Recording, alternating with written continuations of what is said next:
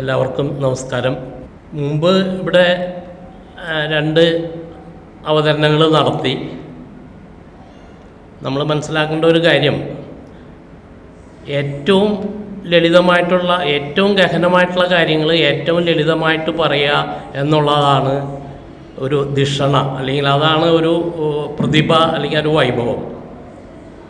ഇപ്പോൾ എൻ്റെ കാര്യത്തിൽ കാര്യങ്ങൾ അത്ര ലളിതമായിരിക്കും എന്ന് എനിക്ക് തന്നെ വിശ്വാസമില്ല. എങ്കിലും നമ്മൾ ഇത്രയും കാലം പഠിച്ച കുറച്ച് കാര്യങ്ങളും വായിച്ചും അറിഞ്ഞും ഉള്ള കാര്യങ്ങൾ അവതരിപ്പിക്കാമെന്നാണ് ഞാൻ വിചാരിക്കുന്നത്. പ്രത്യേകിച്ച് ഇവിടെ ഒരു വിഷയം അവതരിപ്പിക്കുമ്പോൾ നമ്മൾ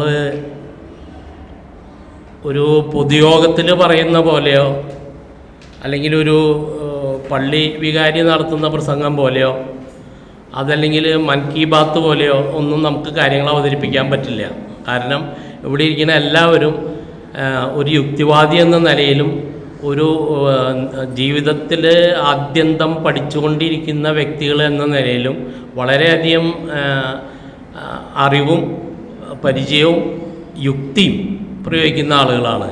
അപ്പോൾ അതുകൊണ്ട് ഇത്തരം ടാസ്ക് അല്ലെങ്കിൽ ഇത്തരം കാര്യങ്ങൾ ഏറ്റെടുക്കുമ്പോൾ നമ്മൾ വളരെ ശ്രദ്ധിക്കണം, വളരെ പഠിക്കണം എന്നൊക്കെ എനിക്ക് മനസ്സിലായി. അപ്പോൾ അതുകൊണ്ട് അങ്ങനെയുള്ള ഒരു ശ്രമമാണ് നടത്താൻ പോണത്. നമ്മൾ അവതരിപ്പിക്കുമ്പോൾ ഞാൻ ഈ പറയാൻ പോണ കാര്യങ്ങളിൽ ഒരു ഭാഗം ചരിത്രം ഉണ്ടാവും, ഒരു ഭാഗം വസ്തുതയുണ്ടാവും, പിന്നെ കുറച്ച് എൻ്റെ അനുമാനങ്ങളുണ്ടാവും, പിന്നെ മറ്റുള്ളവരുടെ അനുമാനങ്ങൾ ഞാൻ പുനരവതരിപ്പിക്കുന്നതുണ്ടാവും. ഇങ്ങനെ പറയുമ്പോൾ തന്നെ എനിക്കൊരു ഭയമുണ്ട്. കാരണം ഇന്നലെ വരെ ഞാൻ വായിച്ച ചരിത്രം ആവണമെന്നില്ല ഇന്നുണ്ടാവണത്. ചരിത്രം അങ്ങനെ പെട്ടെന്ന് മാറിക്കൊണ്ടിരിക്കുകയാണ്. അതിൽ ഒരു എക്സാമ്പിൾ പറയുകയാണെങ്കിൽ, നമ്മൾ വളരെ പെട്ടെന്ന് ഒരു സുപ്രഭാതത്തിൽ ഒരു ചോദ്യം വരാണ്, ഗാന്ധിജി ആത്മഹത്യ ചെയ്തത് എന്തിന്? നമ്മൾ 2020 വരെ പഠിച്ചു വെച്ച എല്ലാ ചരിത്രവും തലകുത്തി വീണു ഈ ഒരു ചോദ്യത്തിൽ. അപ്പോൾ അതാണ് ചരിത്രം മാറിക്കൊണ്ടിരിക്കുന്നത്, ചരിത്രം മാറ്റിക്കൊണ്ടിരിക്കുന്നത് അങ്ങനെയാണ്. അതിനിടയ്ക്ക് വേറൊരു സംഭവം ശ്രദ്ധയിൽ വന്നത്, ഈ റീസെൻ്റായിട്ട് മണിപ്പൂരിൽ 2 സ്ത്രീകളെ നഗ്നരാക്കി നടത്തിയ സംഭവം, അതിനെപ്പറ്റി ഒരു വിവരണം വരണം. അപ്പോൾ ഹെഡിങ് ഇങ്ങനെയാണ്, 2 സ്ത്രീകളെ നഗ്നരായി നടത്തിയ സംഭവം. ഞാനിത് വായിച്ചപ്പോൾ എനിക്ക് പെട്ടെന്ന് തോന്നി, അങ്ങനെയല്ലല്ലോ, 2 പേരെ നഗ്നരാക്കി നടത്തുകയും അവരെ പിന്നീട് റേപ്പ് ചെയ്യുകയും പിന്നീട് കൊല ചെയ്യുകയും ചെയ്തു എന്നാണ് എൻ്റെ മനസ്സിൽ കിടക്കുന്നത്. നിങ്ങളുടെ മനസ്സിലൊക്കെ അങ്ങനെയാണോ? പക്ഷേ പേപ്പറിൽ വന്ന ഹെഡിങ്, മാതൃഭൂമി പേപ്പറിൽ വന്ന ഹെഡിങ് 2 യുവതികളെ നഗ്നരായി നടത്തിച്ച സംഭവത്തിൽ എന്ന് പറഞ്ഞിട്ടാണ് തുടങ്ങണത്. അപ്പോൾ അവിടെ ചരിത്രം എന്തായി? അവിടെ ചരിത്രം നമ്മൾക്ക് മനസ്സിലാവാത്തൊരു ചരിത്രമാണ് അവിടെ വന്നത്. മറ്റൊരു കേസ് 1992 അയോധ്യയിലെ പള്ളി തകർന്ന് വീണ സംഭവത്തിൽ, അങ്ങനെയാണ് പേപ്പറിൽ വരുന്നത്. അപ്പോൾ ഇങ്ങനെയൊക്കെ പേപ്പറിൽ വരുമ്പോൾ നമ്മൾക്ക് ഇതിൻ്റെ വിഷയങ്ങളെ പറ്റി കൃത്യമായിട്ട് അറിയാവുന്നതുകൊണ്ട് നമ്മൾ തെറ്റിദ്ധരിക്കപ്പെടില്ല. പക്ഷേ ഒരു യുവതലമുറ അല്ലെങ്കിൽ ഈ വിഷയങ്ങളിലേക്ക് കടന്നു വരുന്ന ആളുകൾ അവർ ചിന്തിക്കുന്നത് എന്താണ്? ഈ ചരിത്രം നേരെ തലകുത്തി നിൽക്കുന്നതായിട്ടാണ് നമ്മൾ കൃത്യമായിട്ട് മനസ്സിലാക്കുക. വായിച്ച് നോക്കുമ്പോൾ അതിൻ്റെ സൂക്ഷ്മ തലത്തിലേക്ക് ഇറങ്ങുമ്പോൾ നമുക്ക് മനസ്സിലാവണത് ഇതാണ്. ഞാൻ ഈ പറയാൻ പോണ കാര്യങ്ങളിൽ ഈ ചരിത്രം എന്ന് പറയുന്ന എനിക്ക് ഭയമുണ്ട്, അല്ലെങ്കിൽ ഈ ചരിത്രം എന്ന് പറയുന്ന കാര്യങ്ങളിൽ വളരെയധികം വസ്തുതകൾ പോലും ഇപ്പം മാറിക്കൊണ്ടിരിക്കുകയാണ്.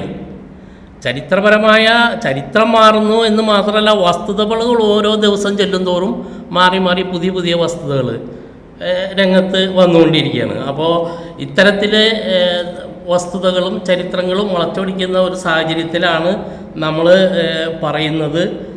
എങ്കിലും നമ്മുടെ പെരിയോർ ഇ വി രാമസ്വാമി പറഞ്ഞൊരു വാചകമുണ്ട്. അത് ഇതാണ്: അറിവിൻ്റെ ഉറവിടം ചിന്തയിലാണ്, യുക്തിയിലാണ് ചിന്തയുടെ മൂർച്ച. അപ്പോൾ നമ്മളൊക്കെ യുക്തിവാദികളാണ്. അപ്പോൾ യുക്തിപൂർവം ചിന്തിച്ചാൽ, ചിന്തിച്ചുകൊണ്ടിരുന്നാൽ നമുക്ക് കുറേയധികം അറിവ് കിട്ടും. അത് സമഗ്രമായിട്ടുള്ള അറിവാവണമെങ്കിൽ യുക്തിപൂർവം തന്നെ ചിന്തിക്കണം. ഇതാണ് ഞാൻ അവതരിപ്പിക്കാൻ പോണ കാര്യങ്ങളുടെ തുടക്കത്തിൽ ആമുഖമായിട്ട് പറയാവുന്നത്. രണ്ടാമത്തെ ഒരു കാര്യം, നമ്മൾ ഇപ്പോൾ ഇവിടെ ഇരിക്കുന്ന ആളുകളിൽ ബഹുഭൂരിപക്ഷം യുക്തിവാദികൾ ആണ് എന്ന് വിളിക്കപ്പെടുന്നവരാണ്. നമ്മളെ തന്നെ യുക്തിവാദികൾ എന്നാണ് വിളിക്കുന്നത്. ഇപ്പോൾ ഈ റീസെൻ്റായിട്ട് കാണുന്ന ഒരു സംഭവം, ഒരുപാട് യുക്തിവാദ സംഘടനകൾ സമൂഹത്തിൽ ഉയർന്നു വന്നിട്ടുണ്ട്. ഇതിൽ ഓരോരുത്തരും പറയുന്നത് നമ്മളാണ് ഒറിജിനൽ യുക്തിവാദികളെന്നാണ്. നമ്മുടെ ഈ സംഘടനയെ തന്നെ പുറമെയുള്ള യുക്തിവാദികൾ എന്നറിയപ്പെടുന്ന അല്ലെങ്കിൽ ഒരു വിഭാഗം പറയുന്നത് യുക്തിവാദികൾ എന്ന് വിളിക്കപ്പെടുന്നവർ, സോക്കോൾഡ് യുക്തിവാദികൾ, ഇങ്ങനെയാണ് നമ്മളെ പലപ്പോഴും പല സ്ഥലത്തും വിശേഷിപ്പിക്കുന്നത്. ഇത് തന്നെയാണ് ഓരോ യുക്തിവാദ സംഘടനകളും അവകാശപ്പെടുന്നത്, ഞങ്ങളാണ് യഥാർത്ഥ യുക്തിവാദികൾ.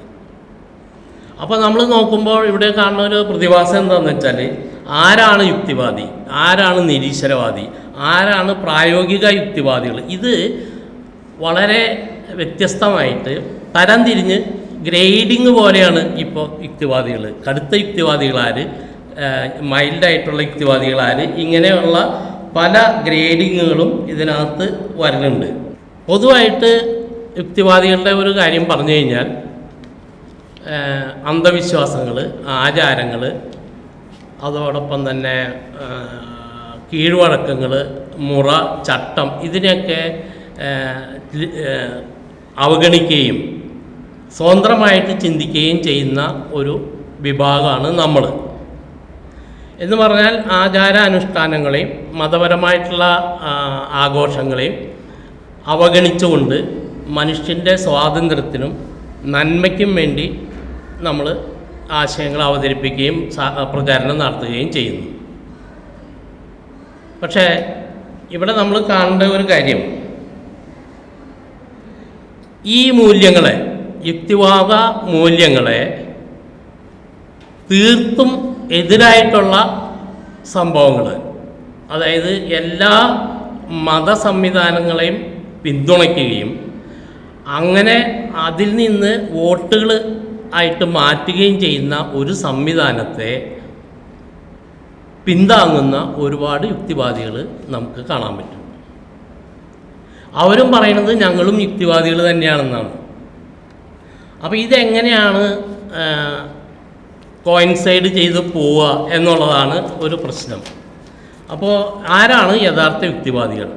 ഈ യുക്തിവാദികൾ യുക്തിവാദ ആശയങ്ങളല്ലാത്തവർ ചെയ്യുന്ന കാര്യങ്ങളെ പിന്തുണയ്ക്കുന്നത് എത്രമാത്രം ധാർമ്മികമാണ്? ഇവിടെയാണ് നമുക്കൊരു വൈരുദ്ധ്യം. ഇതൊരു വലിയ വൈരുദ്ധ്യമാണ്. അതായത് യുക്തിവാദികളാണെന്ന് പറയുന്ന ആളുകൾ തന്നെ മതസംവിധാനങ്ങളെ പിന്തുണയ്ക്കുന്ന രാഷ്ട്രീയ സംവിധാനങ്ങളെ അഗാധമായിട്ട് പിന്തുണയ്ക്കുകയും അവരെ മുന്നോട്ട് കൊണ്ടുപോകുന്ന പ്രക്രിയയിൽ ഏർപ്പെടുകയും ചെയ്യുക. എന്നിട്ട് ഇപ്പുറത്ത് വന്ന് പറയുക നമ്മൾ യുക്തിവാദികളാണ്. ഇവിടെയാണ് ഒരു വൈരുദ്ധ്യം. നമുക്കെല്ലാവർക്കും ഇതൊരു വൈരുദ്ധ്യമാണെന്ന് മനസ്സിലാവുന്നുണ്ട്. ഇത് സമൂഹത്തിൽ പൊതുവെ കാണപ്പെടുന്ന ഒരു വൈരുദ്ധ്യമാണ്. അതിനകത്ത് നമ്മൾ പറയുമ്പോൾ നമ്മൾ മനസ്സിലാക്കേണ്ട കാര്യം, വൈരുദ്ധ്യങ്ങളെ ചേർത്ത് വെച്ചാൽ സത്യം കിട്ടുമെന്നാണ്. ഈ വൈരുദ്ധ്യങ്ങളെ നമ്മൾ ചേർത്ത് വെച്ചാൽ നമുക്ക് ചില കാര്യങ്ങൾ മനസ്സിലാവും. അതിലൊന്നാമത്തെ കാര്യം, ഈ വൈരുദ്ധ്യങ്ങൾ ചേർത്ത് വയ്ക്കുമ്പോൾ എൻ്റെ മനസ്സിൽ എനിക്ക് കാണാൻ പറ്റിയേക്കണ സംഗതികൾ, പൊന്തി വരുന്ന ഒരു കാര്യം നാസ്തിക മോർച്ച എന്ന് പറഞ്ഞൊരു സംവിധാനമാണ്. അതിപ്പോൾ ലേറ്റസ്റ്റായിട്ട് വന്നിരിക്കുന്നതാണ്. അതോടൊപ്പം തന്നെ ഒരു പദമാണ് സവർക്കേറിയൻ നാസ്തികത. ഇതൊക്കെ എവിടെ നിന്നാണ് പൊന്തി വരുന്നത്? ഇതൊക്കെ പൊന്തി വരുന്നത് ഈ വൈരുദ്ധ്യത്തിൽ നിന്നാണ്. ഈ വൈരുദ്ധ്യങ്ങളെ മറയ്ക്കാൻ വേണ്ടിയിട്ട് അവതരിപ്പിക്കുന്ന വിഷയങ്ങളാണ്. ഈ വൈരുദ്ധ്യങ്ങൾ ഒന്നും കൂടി നമ്മൾ ആലോചിച്ച് നോക്കിക്കഴിഞ്ഞാൽ, കുറച്ചും കൂടി ഡീപ്പായിട്ട് ഇതിലേക്ക് പോയി കഴിഞ്ഞാൽ നമുക്കൊരു കാര്യം മനസ്സിലാവും. ഇന്ത്യയിലുള്ള എല്ലാ ഭൗതിക ശാസ്ത്ര സംഘടനകൾ, സാംസ്കാരിക സംഘടനകളുടെയും ഇടയിൽ ഇത്തരം ചിന്താധാര, അതായത് യുക്തിവാദികളാണ്, അതേസമയം തന്നെ ഈ പറഞ്ഞ രീതിയിൽ യുക്തിവാദ വിരുദ്ധമായ സംവിധാനങ്ങളെ പിന്താങ്ങുന്ന വളരെയധികം ആളുകൾ, വളരെയധികം സംവിധാനങ്ങളിൽ പ്രവർത്തിക്കുന്ന കാര്യങ്ങൾ ഇതിനകത്ത് നടക്കുന്നുണ്ട്. എന്ന് പറഞ്ഞാൽ യുക്തിവാദം ആണെന്ന് പറയുമ്പോൾ തന്നെ ഈ പറഞ്ഞ യുക്തിവാദ വിരുദ്ധമായ പ്രവർത്തനങ്ങളിൽ ഏർപ്പെടുകയും ചെയ്യുന്ന ഒരു, ഇപ്പോൾ ഇന്ത്യൻ സയൻസ് കൗൺസിൽ, ഇന്ത്യൻ ചരിത്ര കൗൺസിൽ, ഇതുപോലെയുള്ള കാര്യങ്ങളിലുള്ള ആളുകളെ നോക്കുക. ഇപ്പോൾ ICSR, ISRO, ഇതിൻ്റെയൊക്കെ തലപ്പത്ത് വരുന്ന ആളുകൾ, അല്ലെങ്കിൽ ഇതിലൊക്കെ വരുന്ന ആളുകൾ പലപ്പോഴും യുക്തിയായിട്ട് യാതൊരു ബന്ധമില്ലാത്ത കാര്യങ്ങളാണ് ചെയ്തുകൊണ്ടിരിക്കുന്നത്. എന്നിട്ട് ഇതിനെ മറയ്ക്കാനായിട്ട് ഇവർ പറയുന്ന ഒരു വിഷയം എന്താണ്? ഇതാണ് നമ്മുടെ രാജ്യത്തിൻ്റെ കൾച്ചറൽ നാഷണലിസം, സാംസ്കാരിക ദേശീയത. ഇത് സാംസ്കാരിക ദേശീയതയുടെ ഭാഗമാണ്. അതുകൊണ്ട് ഈ കാര്യങ്ങൾ ഇങ്ങനെ യുക്തിവാദ വിരുദ്ധമാണെങ്കിൽ പോലും ഒരു സാംസ്കാരിക ദേശീയതയുടെ സംവിധാനത്തിൽ മുന്നോട്ട് പോകേണ്ട ആവശ്യകത നമുക്കുണ്ട് എന്ന് സമർത്ഥിക്കുകയാണ്. ഇതാണ് ഇപ്പോൾ നമ്മൾ കണ്ടുകൊണ്ടിരിക്കുന്ന ഒരു പ്രത്യേക സാഹചര്യം. ഇനി ഇതിനകത്ത് രണ്ടാമതൊരു ഭാഗം ഞാൻ പറയാൻ ഉദ്ദേശിച്ചത്, എന്താണ് വലതുപക്ഷ ദേശീയത? ഈ ദേശീയത എന്താണെന്ന് പറഞ്ഞു കഴിഞ്ഞാൽ നമുക്ക് വലതുപക്ഷ ദേശീയത എന്താണെന്ന് പറയാതെ തന്നെ മനസ്സിലാവും. ഈ ദേശീയത എന്ന് പറയുന്ന കാര്യം തന്നെ വളരെയധികം വ്യത്യസ്ത അർത്ഥതലങ്ങളും വ്യത്യസ്ത സ്വഭാവങ്ങളും പലതരത്തിലും അവതരിപ്പിക്കപ്പെടുന്ന ആളിൻ്റെ സ്വഭാവം, അല്ലെങ്കിൽ ആളിൻ്റെ താല്പര്യം അനുസരിച്ചിട്ട്, ആഖ്യാതാവിൻ്റെ താല്പര്യം അനുസരിച്ച് മാറ്റി മാറ്റി നിർവചിക്കാവുന്നതുമായിട്ടുള്ള ഒരു പദമാണ് ദേശീയത. ദേശീയതയ്ക്ക് നമ്മൾ കാണുന്ന പോലെ അതിൻ്റെ ഒരു അർത്ഥതലം വ്യക്തമാവണമെങ്കിൽ നമ്മൾ അതിൻ്റെ കൂടെ വരുന്ന ഒരു പദം കൂടി നമ്മൾ പഠിക്കണം. അതാണ് ദേശസ്നേഹം. ഇംഗ്ലീഷിൽ ഈ പറഞ്ഞ രണ്ട് പദങ്ങളും വളരെ വ്യക്തമായിട്ട് വേർതിരിച്ചിട്ടുണ്ട്. ദേശസ്നേഹം എന്ന് പറഞ്ഞാൽ പാട്രിയോട്ടിസം, ദേശീയത എന്ന് പറഞ്ഞാൽ നാഷണലിസം. ഇത് രണ്ടും വളരെ വ്യക്തമായിട്ട് വേർതിരിച്ചിട്ടുണ്ട്. പക്ഷേ നമ്മളെ സംബന്ധിച്ച് നമ്മളുടെ ഇപ്പോഴത്തെ സാമൂഹ്യ അവസ്ഥ സംബന്ധിച്ച് നോക്കുമ്പോൾ ദേശീയത എന്ന് പറഞ്ഞ സംഗതിയുടെ അർത്ഥം മാറിക്കൊണ്ടിരിക്കുകയാണ്. അത് നമ്മൾ വളരെ സൂക്ഷ്മതലത്തിൽ പരിശോധിച്ചാൽ മനസ്സിലാകാവുന്ന ഒരു കാര്യമാണ്. ഇത് തമ്മിലുള്ള വ്യത്യാസം നമ്മൾ ശരിക്കും മനസ്സിലാക്കണമെങ്കിൽ ഇതൊരു വിശകലനാത്മകമായിട്ട് ചിന്തിച്ചാൽ കിട്ടില്ല. ഇതിൻ്റെ അപ്പുറത്ത് നിർവചനാത്മകമായിട്ട് ഇതിൻ്റെ നിർവചനത്തിൽ വന്നിട്ടുള്ള വ്യത്യാസം കൊണ്ടും കൂടി മനസ്സിലാക്കിയാലേ കഴിയുള്ളൂ. ഇത് വിവേചിച്ചറിയോടൊപ്പം തന്നെ ഡിഫറൻഷ്യേറ്റ് ചെയ്യണം, വിശകലനം ചെയ്യുന്നതോടൊപ്പം തന്നെ അവകലനം ചെയ്ത് നോക്കിയാലാണ് ഇതിൻ്റെ വ്യത്യാസം നമുക്ക് മനസ്സിലാവുള്ളൂ. അപ്പോൾ സാധാരണഗതിയിൽ എന്താണ് ദേശീയത? ദേശീയതയും ദേശസ്നേഹവും തമ്മിൽ വളരെ ചെറിയ ഒരു വ്യത്യാസങ്ങളേ ഉള്ളൂ. എന്താണ് ദേശീയത? ദേശീയതയുടെ പ്രത്യക്ഷ ഗുണങ്ങൾ, പ്രത്യക്ഷ സ്വഭാവങ്ങൾ എന്താണെന്നുള്ളത് നമ്മുടെ സാമാന്യ ചിന്തയിൽ നിന്ന് നമുക്ക് ഒന്ന് വിശകലനം ചെയ്താൽ മനസ്സിലാവും.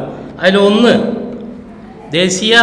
ദേശീയതയുടെ ആദ്യത്തെ ഒരു ഗുണം രാജ്യത്തോടുള്ള അകൈതവമായ കൂറ്. ദേശീയത എന്ന് പറഞ്ഞാൽ രാജ്യത്തോട് വളരെ കൂറുണ്ടായിരിക്കും അവർക്ക്. എല്ലാ കാര്യത്തിലും, ഏത് കാര്യത്തിലും ദേശീയത ഉയർത്തിപ്പിടിക്കും. വളരെ ഐക്യമത്യത്തോടുകൂടി ആയിരിക്കും അവരുടെ പെരുമാറ്റം. രാജ്യം ഒരൊറ്റ മിലിറ്ററി യൂണിറ്റ് പോലെ ഒരു മിലിറ്ററി യൂണിറ്റിൻ്റെ അച്ചടക്കത്തോടും പക്വതയോടും കാര്യക്ഷമതയോടും കൂടി പ്രവർത്തിക്കുന്നു. ഇതാണ് ഒരു ദേശീയതയുടെ ആദ്യത്തെ ലക്ഷണം, പ്രത്യക്ഷ ഗുണം. അവർ തന്നെ ചിന്തിക്കുന്ന മറ്റൊരു കാര്യമാണ്, നമ്മുടെ രാജ്യമാണ് ലോകത്തിൽ ഏറ്റവും ശ്രേഷ്ഠമായിട്ടുള്ള രാജ്യം, മറ്റ് രാജ്യങ്ങളൊന്നും ശ്രേഷ്ഠമല്ല, നമ്മളാണ് ഏറ്റവും മുന്തിയ ആളുകൾ. ഇത് ദേശീയവാദിയുടെ അല്ലെങ്കിൽ ദേശീയതയുടെ ഒരു പ്രത്യക്ഷ സ്വഭാവമാണ്, പ്രത്യക്ഷ ലക്ഷണമാണ്. രണ്ടാമത്, ഇതിന് ദേശീയതയെ പ്രോത്സാഹിപ്പിക്കുന്ന, വളം വെച്ച് കൊടുക്കുന്ന പ്രത്യക്ഷ ഗുണങ്ങളിൽ ഒന്ന്, ഒരേ വംശത്തിലുള്ള ആളുകൾ, വംശീയത, ഒരേ വംശത്തിലുള്ള ആളുകൾ ഒരുമിച്ച് കൂടുമ്പോൾ അത് ഒരു ദേശീയത ഉണ്ടാക്കാൻ സഹായകമാവും. ഒരേ മതവിഭാഗങ്ങൾ, ഫോർ എക്സാമ്പിൾ ഇസ്ലാമുള്ള രാജ്യങ്ങളിൽ, ഇസ്ലാം മതങ്ങൾ മാത്രം ഉള്ള രാജ്യങ്ങളിൽ വളരെ പെട്ടെന്ന് ഒരു ദേശീയതയുണ്ടാവും, ഇസ്ലാമിക് ദേശീയതയുണ്ടാവും. ഇനി ഒരേ ഭാഷ സംസാരിക്കുന്ന രാജ്യങ്ങൾ, അവിടെ ഒരു ദേശീയത ഉണ്ടാക്കാൻ വളരെ എളുപ്പമാണ്. അങ്ങനെ ഉണ്ടായിട്ടുള്ള ദേശീയതയാണ് ഭാഷാപരമായിട്ടുള്ള ദേശീയത. ഇപ്പോൾ ബ്രിട്ടൻ, ജർമ്മനി, ഫ്രാൻസ്, ഇതൊക്കെ യൂറോപ്പിൽ ഭാഷയുടെ അടിസ്ഥാനത്തിൽ രൂപം കൊണ്ട രാജ്യങ്ങളാണ്. അപ്പോൾ ദേശീയത ഉണ്ടാവാനായിട്ടുള്ള ഒരു സാഹചര്യം ഒരേ ഭാഷ സംസാരിക്കുന്ന സംവിധാനം ഉണ്ടാവുക എന്നുള്ളതാണ്. പിന്നെ ഒരേ സാംസ്കാരിക പാരമ്പര്യത്തിൽ നിന്ന് വരുന്ന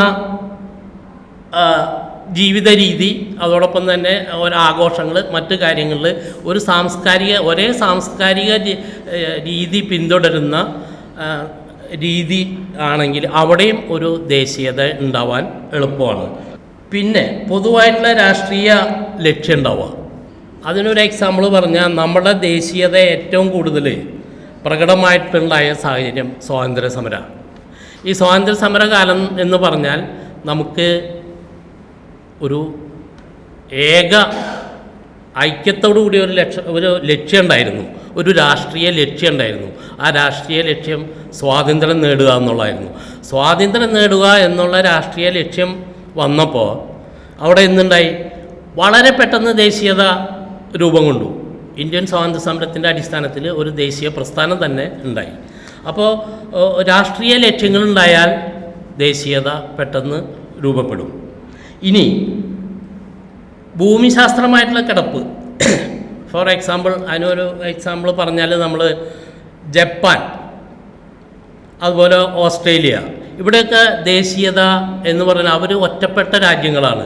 സമൂഹത്തിൽ അല്ലെങ്കിൽ ലോകത്തിൽ മറ്റ് കരകളാൽ ബന്ധപ്പെടാതിരിക്കുന്ന രാജ്യങ്ങളാണ്. അവിടെ ദേശീയത രൂപപ്പെടാൻ, ദേശീയ ബോധം ശക്തമാവാൻ ഉള്ള സാഹചര്യങ്ങൾ ഉണ്ട്.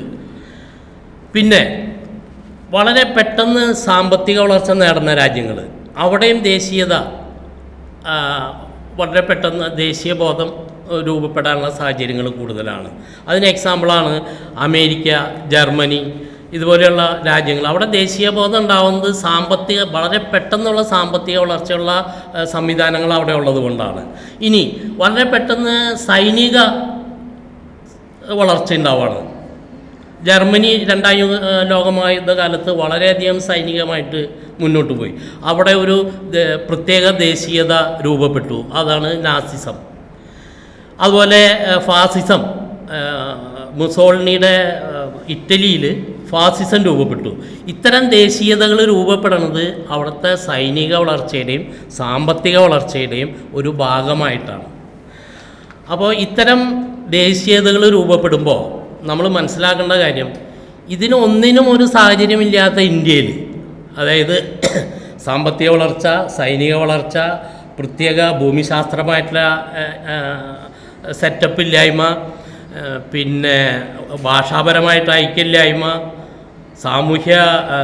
സാംസ്കാരികപരമായിട്ടുള്ള ഒരു കേന്ദ്രീകൃത സ്വഭാവമില്ലായ്മ, ഇതൊക്കെ ഇല്ലെങ്കിൽ പോലും ഇന്ത്യയിൽ ഒരു പ്രത്യേക സംസ്കാരം, ഇതിനെല്ലാം കവച്ചു വയ്ക്കുന്ന ഒരു കൾച്ചറൽ സാംസ്കാരിക ദേശീയത ഉണ്ടാവണം എന്ന് ശഠിക്കുന്നത് എത്രത്തോളം പ്രായോഗികമാണ്, ഇതാണ് നമ്മൾ മനസ്സിലാക്കേണ്ട കാര്യം.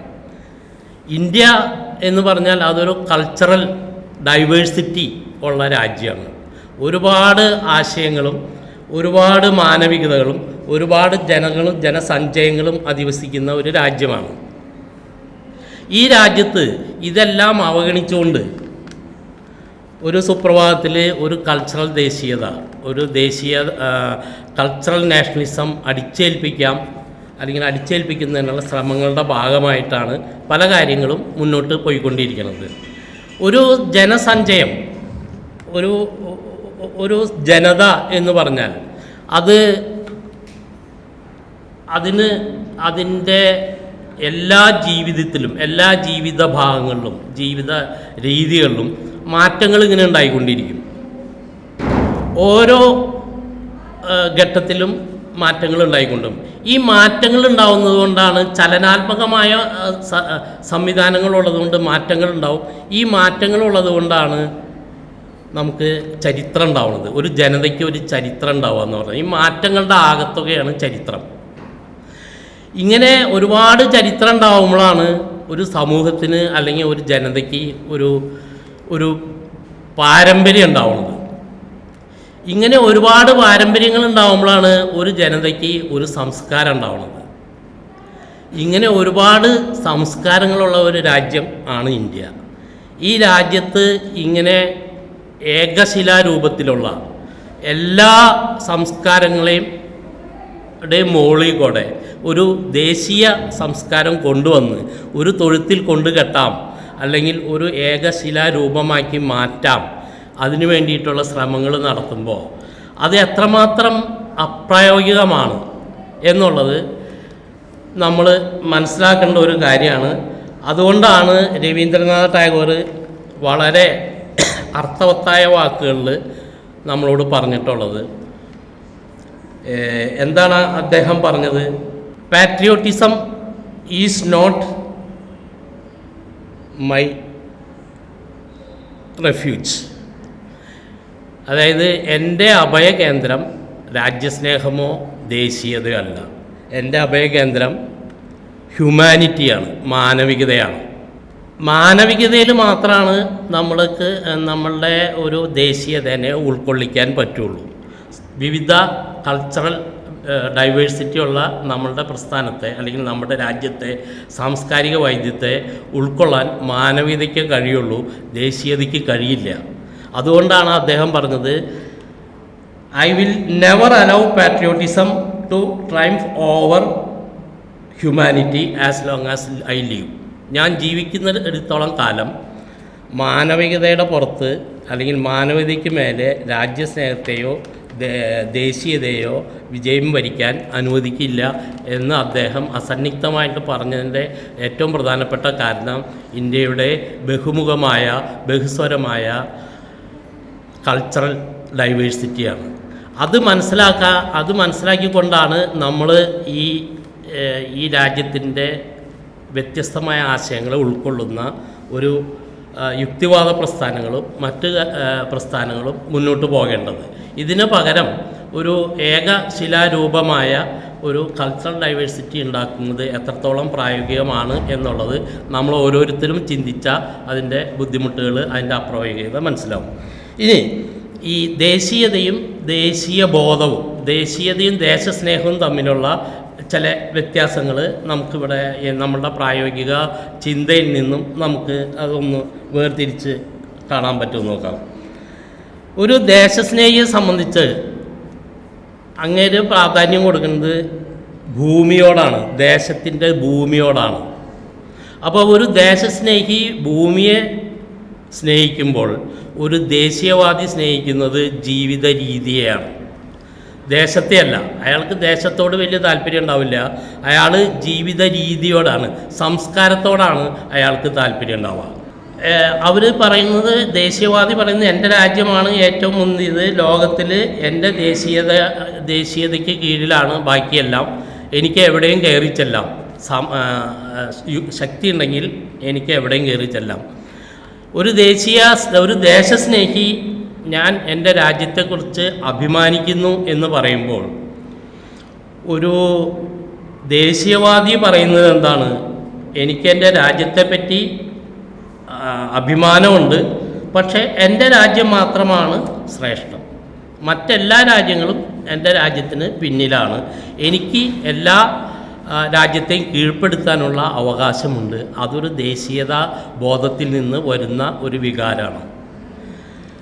മറ്റൊന്ന്, ദേശസ്നേഹിയുടെ അടിസ്ഥാന ഒരു ക്വാളിറ്റി വാത്സല്യമാണ്.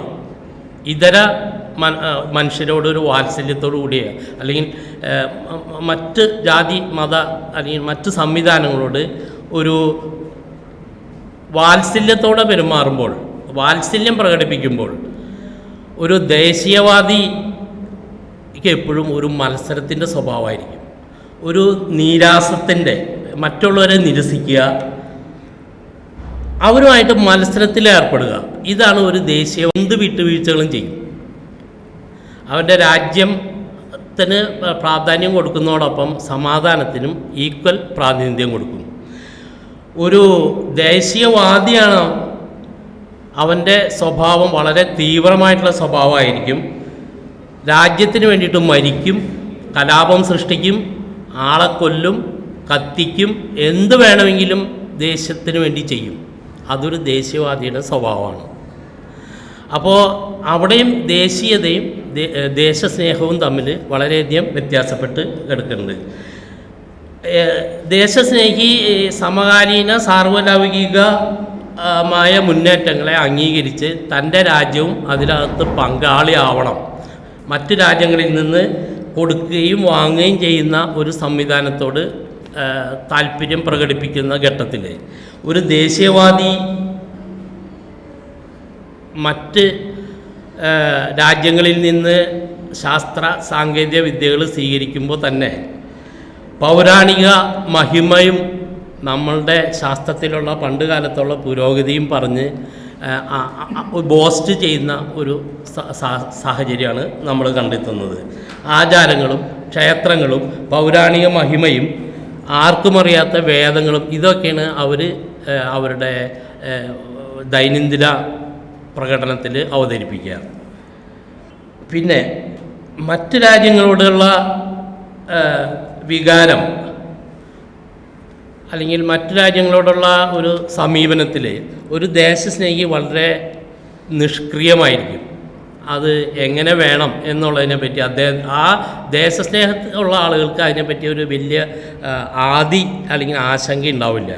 പക്ഷേ രാജ്യസ്നേഹം ദേശീയവാദിയാണെങ്കിൽ രാജ്യസ്നേഹം ഇടയ്ക്കിടയ്ക്ക് പ്രകടിപ്പിച്ചുകൊണ്ടിരിക്കും. അത് കലാപത്തിലൂടെ ആവാം, മറ്റ് പല അതിക്രമങ്ങളിലൂടെ ആവാം, അത് വിഭാഗീയതയിലൂടെ ആവാം, വിഭജനത്തിലൂടെ ആവാം. ഇത് ദേശസ്നേഹം ആണ് എന്ന് അത് വരുത്താൻ വേണ്ടിയിട്ട് അത് ഇടയ്ക്കിടയ്ക്ക് ഇങ്ങനെ പ്രകടിപ്പിച്ചുകൊണ്ടിരിക്കും. അത് പലപ്പോഴും അത് വിഭജനത്തിലാണ് ചെന്ന് എത്തുക. ഒരു ദേശസ്നേഹി എല്ലാവരെയും സ്നേഹിക്കും. ഒരു ദേശീയവാദി സമൂഹത്തിൽ അല്ലെങ്കിൽ രാജ്യത്തിൽ ഒരു ശത്രുവിനെ സൃഷ്ടിച്ചെടുക്കും. ഒരു ശത്രുവിനെ സൃഷ്ടിച്ചിട്ട് ഇല്ലാത്ത ഒരു ശത്രുവിനെ സൃഷ്ടിച്ച് അതിനെതിരെ പൊരുതിക്കൊണ്ടിരിക്കും. അങ്ങനെ പൊരുതിക്കൊണ്ടിരുന്നിട്ട് അവിടെ ഒരു ദേശീയത സൃഷ്ടിക്കും, ഒരു വിഭാഗീയത സൃഷ്ടിക്കും. അത് ദേശസ്നേഹത്തിൻ്റെ ഭാഗമായിട്ടാണ് അവർ അങ്ങനെ ഒരു പ്രകടനം നടത്തുന്നത്. ഇത്തരം കാര്യങ്ങളൊക്കെ മനസ്സിലാക്കിക്കൊണ്ടാണ് നമ്മുടെ ജോർജ് ഓർവെൽ 1984 അനിമൽ ഫാം തുടങ്ങിയ കൃതികൾ എഴുതിയിട്ടുള്ള ജോർജ് ഓർവെൽ ഒരു കാര്യം പറയുണ്ടായി. എന്താണ്? സമാധാനത്തിൻ്റെ ഏറ്റവും വലിയ ശത്രു ദേശീയതയാണ്. അപ്പോൾ ഇദ്ദേഹം ഇത് എഴുതുന്നത് 1947 1945 രണ്ടാം ലോകമഹായുദ്ധം കഴിഞ്ഞു. ദേശീയത ശക്തിപ്പെട്ട രാജ്യങ്ങൾ ജർമ്മനി, ഇറ്റലി, ജപ്പാൻ ഇതുപോലെയുള്ള രാജ്യങ്ങളുടെ പതനം വളരെ വ്യക്തമായിട്ട് മനസ്സിലാക്കുകയും എന്തുകൊണ്ട് അങ്ങനെ സംഭവിച്ചു, ഈ ജർമ്മനി തോറ്റു അല്ലെങ്കിൽ ജപ്പാൻ തോറ്റു അമേരിക്ക ജയിച്ചു എന്ന് പറയുമ്പോൾ കാര്യം എളുപ്പത്തിൽ കഴിഞ്ഞാലും ലോകം അന്ന് അനുഭവിച്ച പ്രശ്നങ്ങൾ, എത്രയോ നിരപരാധികൾ, എത്രയോ കാരണത്തിന് യാതൊരുവിധ കാരണമില്ലാതെ എത്രയോ പേര് വധിക്കപ്പെട്ടു, എത്രയോ പേര് അതിൻ്റെ ദുരന്തങ്ങൾ അനുഭവിച്ചു. അപ്പോൾ ഈ ജോർജ് ഓർവെലിനെ പോലെയുള്ള ധിഷണാശാലികൾ, എഴുത്തുകാർ ഇതിൻ്റെ കാരണങ്ങൾ വിശദമായിട്ട് പഠിക്കുകയും ഒരു ദേശീയത എങ്ങനെ രൂപപ്പെട്ടു, ജർമ്മനിയിലുള്ള ദേശീയത എങ്ങനെ രൂപപ്പെട്ടു, അതിൻ്റെയൊക്കെ അടിസ്ഥാനത്തിൽ എഴുതിയ ഒരൊറ്റ വാചകത്തിലുള്ള ഒരു കാര്യമാണ് എന്താ പറഞ്ഞത്, ദേശീയതയാണ് സമാധാനത്തിൻ്റെ ഏറ്റവും വലിയ ശത്രു.